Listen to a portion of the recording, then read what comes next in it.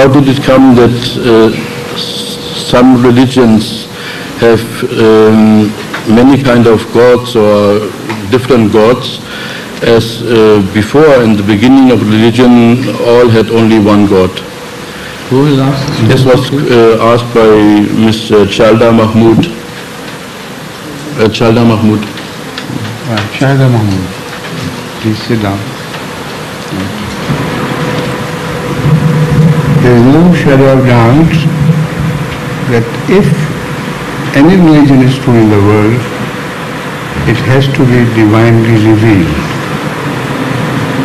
And Islam believes that all religions were originally divinely revealed.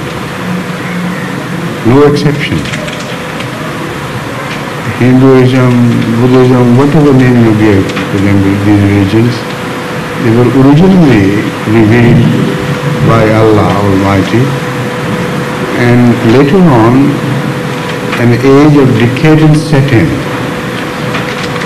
As they moved away from the time of their founders, they began to introduce many of their own willful thinkings in the religion, and began to differ with each other according to the Quran for their personal egotism as well.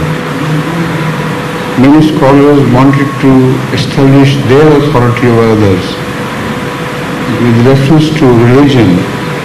So apparently they drew their authority from God, but they had no basis of drawing that authority at all.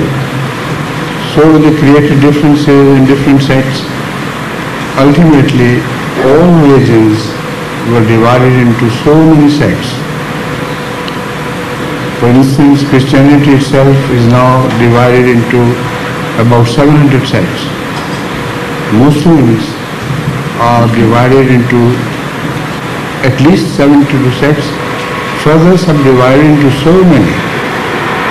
So this is the unfortunate fate of everything that comes to the Creator. With the passage of time, it goes through a decay and gets segmented into fractions.